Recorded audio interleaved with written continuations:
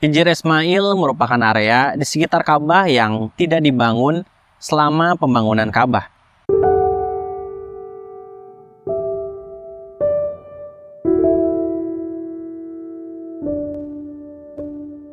Assalamualaikum warahmatullahi wabarakatuh.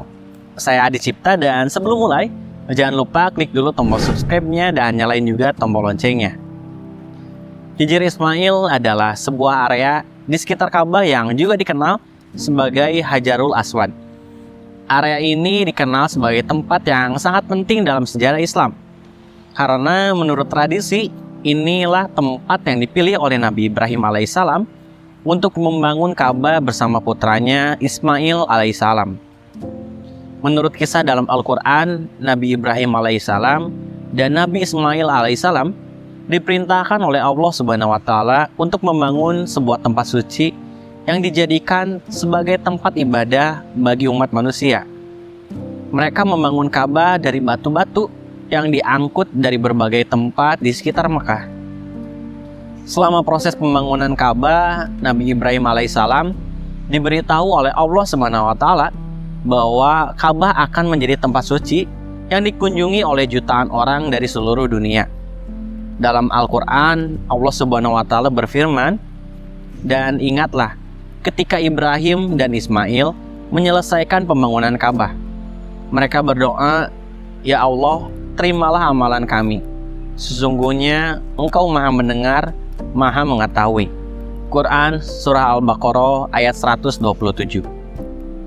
Hijr Ismail merupakan area di sekitar Ka'bah yang tidak dibangun selama pembangunan Ka'bah. Menurut tradisi Islam, Hijr Ismail adalah area di mana Nabi Ismail alaihissalam membangun rumahnya bersama keluarganya. Di dalam Hijr Ismail terdapat sebuah batu hitam besar yang dikenal sebagai Hajarul Aswad, yang juga menjadi bagian dari Ka'bah.